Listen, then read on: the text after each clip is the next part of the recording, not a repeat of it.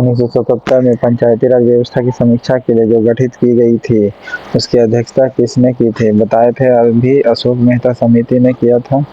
ठीक है, अशोक मेहता समिति, जिसके उसने बोला था मंडलीय पंचायत रहेगा, वो जिला स्तर कहा था। ठीक है,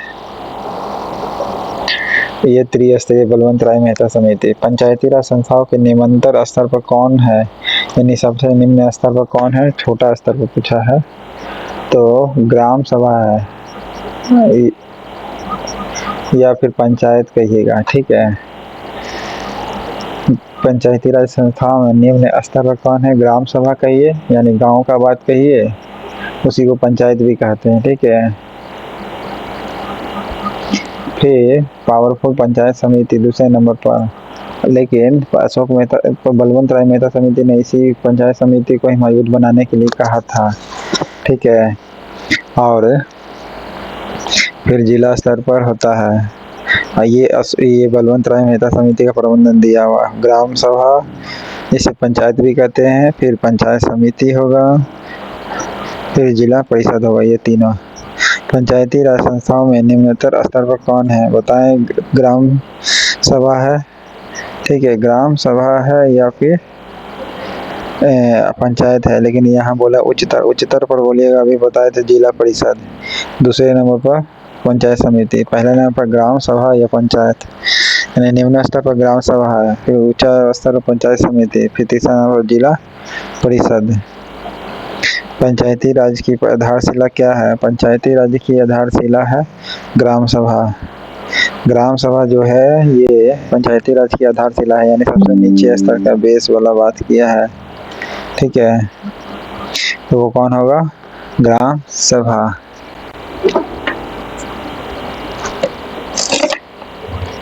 पंचायत समिति के मुख्य निष्पादक कौन होगा? तो जिला प्रमुख होगा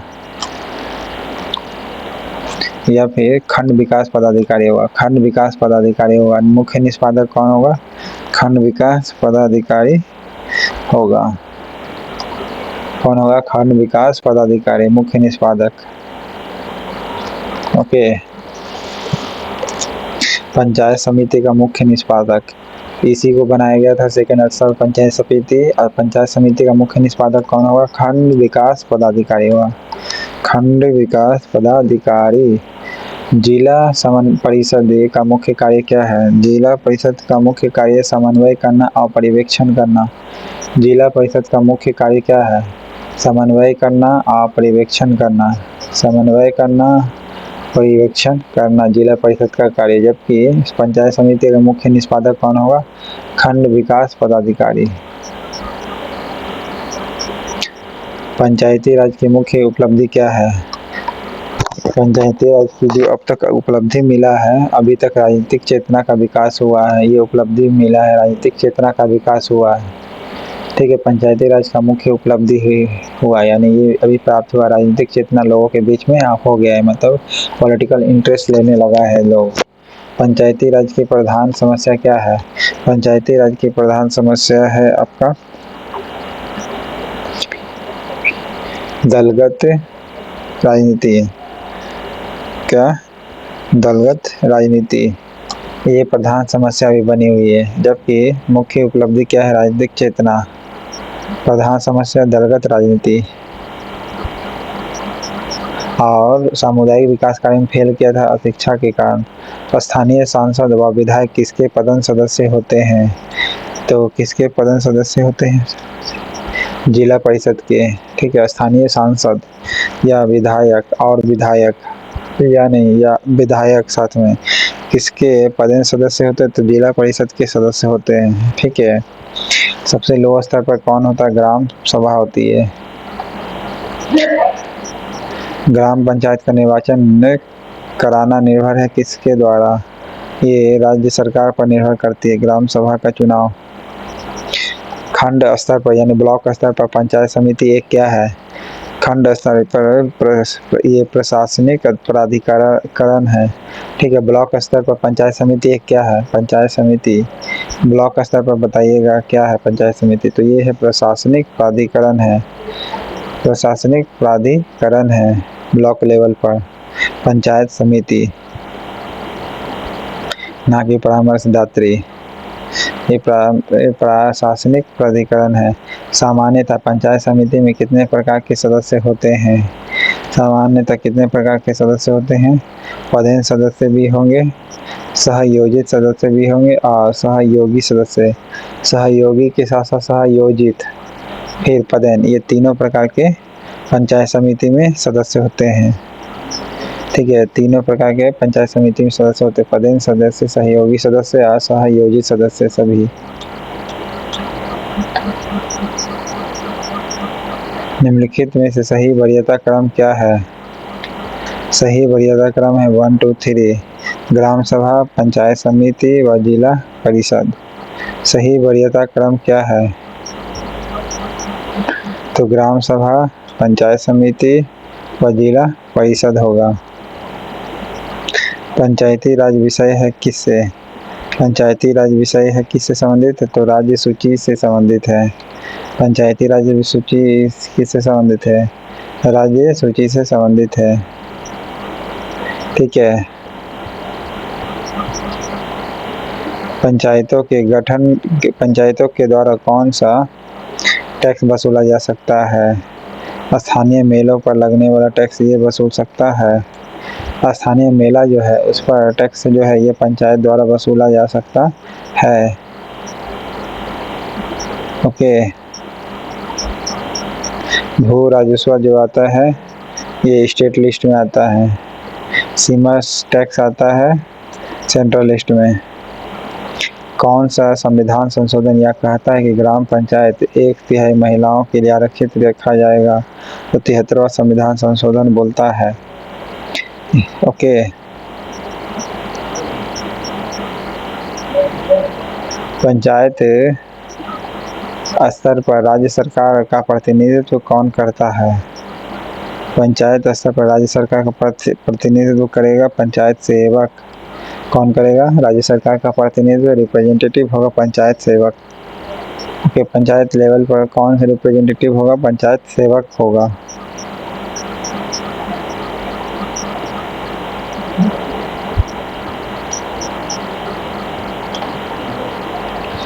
पंचायती राज को डैश के अंतर्गत स्वशासन की इकाई के रूप में संगठित किया गया है। कैसे रूप में संगठित किया गया है? तो राज्य के नीति निर्देशक सिद्धांत के तत्व के आधार पर पंचायती राज को राज्य के नीति निर्देशक तत्व जो है उसके अंतर्गत ही की गई है, यानी भाग 4 में जो है स्वशासन की इकाई के रूप में संगठित किया गया है। बिल्कुल है। हाँ, ये कह सकते हैं तो अंतर्गत बोला है स्वशासन, तो नीति निर्देशक तत्व बोलिएगा। और ये संविधान का 73वां संविधान संशोधन तो हो किया था, लेकिन अंतर्गत नहीं बोला है। अंतर्गत बोलिएगा तो राज्य के नीति निर्देशक तत्व के आधार पर किया गया था। ठीक है।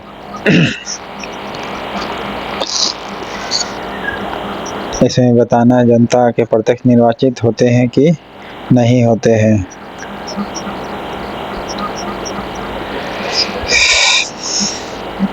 पहला प्रधान होता है, दूसरा होता है सरपंच, तीसरा होता है पंच।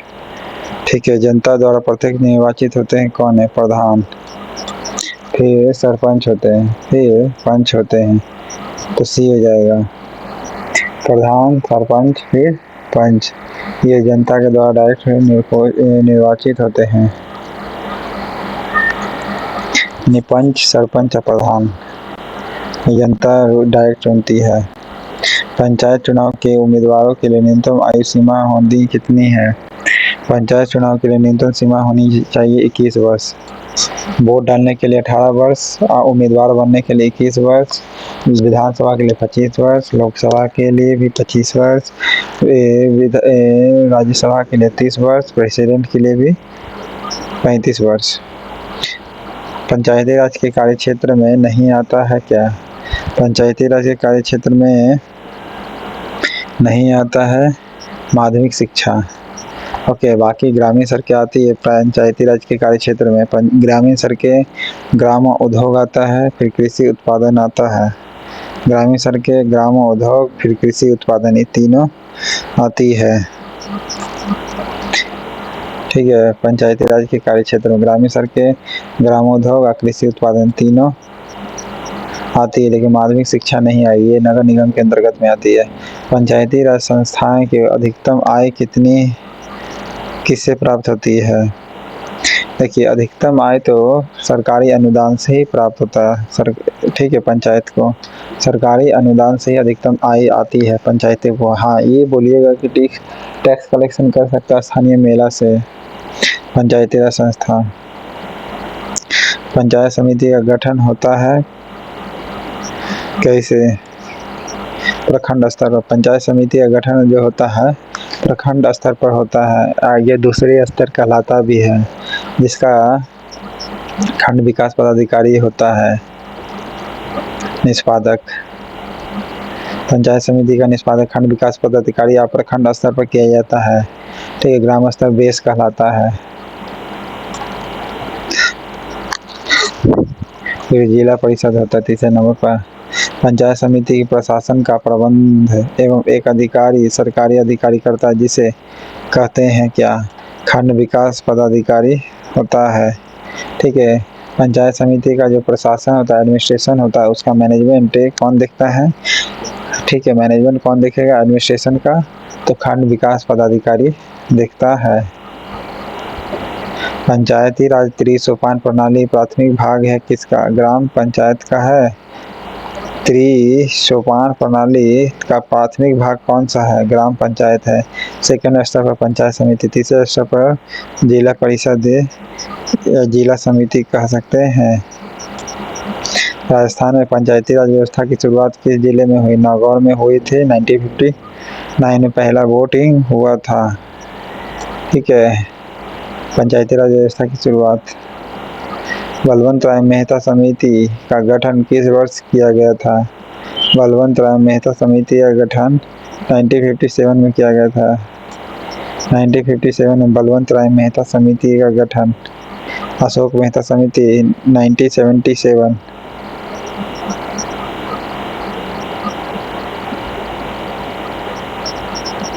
पंचायत समिति के पदाधिकारी कौन होते हैं?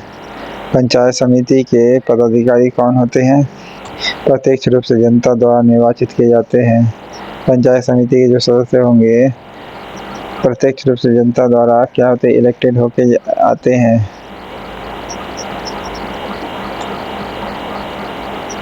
पंचायती राज संस्थाएं अपने निधि हेतु निर्भर है किस पर? किस पर है? सरकारी अनुदान पर। ठीक है,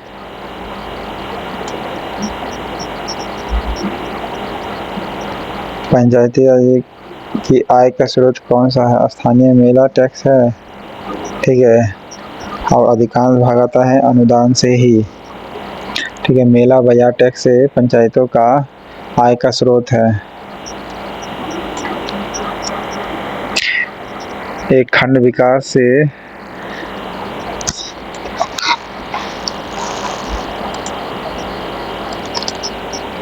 एक खंड विकास पदाधिकारी क्या होता है? एक खंड विकास पदाधिकारी जो होगा एक प्रशासकीय अधिकरण होगा। खंड विकास पर पंचायत समिति होती क्या है? एक प्रशासकीय अधिकरण है। एक प्रशासकीय अधिकरण है। पंचायत समिति को ही पावरफुल बनाया था कौन? बलवंत राय मेहता समिति ने। खंड विकास पर पंचायत समिति क्या होती है? पंचायत समिति एक प्रशासकीय अधिकरण होती है। एक प्रशासकीय अधिकरण होती है।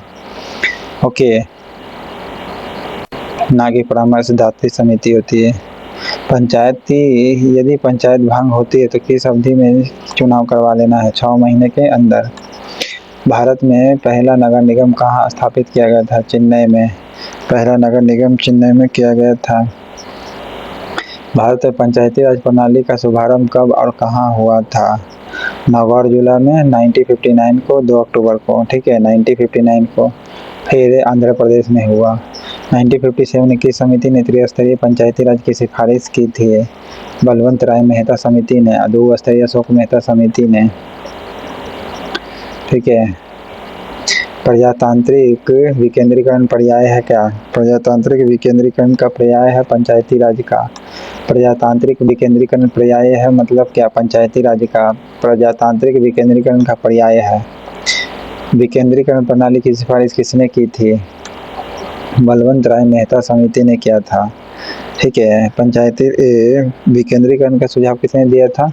तो बलवंत राय मेहता समिति ने दिया था। प्रजातांत्रिक विकेंद्रीकरण का पर्याय क्या है? पंचायती राज का।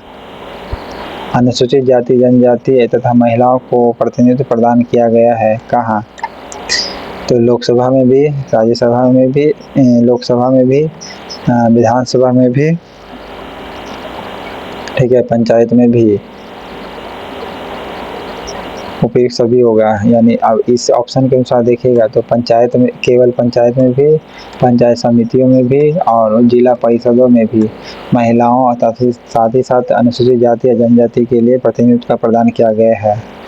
ठीक है, प्रतिनिधियों का प्रदान किया गया, उपयुक्त सभी मानना है। पंचायतों में भी, पंचायत समितियों में भी या जिला परिषदों में भी महिलाओं तथा अनुसूचित जाति जनजाति के लिए है। पंचायती राज प्रणाली में ग्राम पंचायत का गठन होता है, तो ग्राम पंचायत का स्तर ग्राम स्तर पर किया जाता है। ठीक है, क्योंकि ये सबसे लो स्तर पर होता है, निम्न स्तर पर होता है ग्राम स्तर पर, इसलिए पंचायती राज प्रणाली में ग्राम पंचायत का गठन होता है ग्राम स्तर पर। पंचायत का गठन किस स्तर पर होता है? ग्राम स्तर पर। पंचायत का गठन ग्राम स्तर पर। भारत में सही मायने में स्थानीय स्वशासन का जनक किसे कहा जाता है? सही मायने में स्थानीय स्वशासन का जनक किसे कहा जाता है? लॉर्ड रिपन को। ओके, भारत में स्थानीय स्वशासन के जनक किसे कहा जाता है? लॉर्ड रिपन को कहा जाता है। आज स्वशासन के दृष्टि से अगर पुराने काल में बोलिएगा तो चोल शासन काफी प्रसिद्ध था। ओके, भारत में प्रत्यक्ष लोकतंत्र का उदाहरण क्या है? भारत में प्रत्यक्ष लोकतंत्र का उदाहरण है ग्राम सभा। ओके, इस चारों में से ग्राम सभा में प्रत्यक्ष लोकतंत्र का उदाहरण है ग्राम सभा का। ठीक है, स्थानीय स्वशासन के जनक लॉर्ड रिपन है। ओके, कर्जन के समय बंगाल विभाजन हुआ था। कलाई के समय में क्या था? 1950 प्लासी का युद्ध हुआ था। ये पहले ऐसे देखते थे लॉर्ड मेयो। जनसंख्या इन्हीं के समय में हुआ था, जनगणना का, और साथ ही साथ ये पहले व्यक्ति थे जिसकी मृत्यु भारत में हुआ, लेकिन अंडमान निकोबार में। कौन भारत में सामुदायिक विकास के मुख्य निर्माता कहलाते हैं? सामुदायिक विकास के एस.के.डे सामुदायिक विकास के मुख्य निर्माता कहलाते हैं। एस.के.डे। ये 1952 में लागू हुआ था। ठीक है, बना था, और ये फेल कर गया किसी कारण? अशिक्षा के कारण फेल कर गया था। बलवंत राय मेहता समिति जो त्रिस्तरीय पर किया गया था, B.R. मेहता जिसे कहते हैं शॉर्ट फॉर्म में। कौन सी समिति राज्य संस्था से संबंधित नहीं है? तो राज्य संस्था से संबंधित नहीं है PVN राव समिति। पंचायती राज संस्था से संबंधित नहीं कौन है कौन कौन, ये जान लीजिए। अशोक मेहता समिति, बलवंत राय मेहता समिति और LM सिंघवी। ठीक है, ये है आपका पंचायती राज संस्था से संबंधित। तो चैनल पसंद आए तो लाइक करिएगा, सब्सक्राइब करिएगा। Thank you. पार्ट 2। हाँ, ये जितना भी है ना राज्य व्यवस्था से संबंधित, भारतीय राज्य व्यवस्था से, ये टोटल लेसन खत्म हो गया है। चैनल पसंद आएगा तो शेयर भी कर दीजिएगा दोस्तों। ठीक है।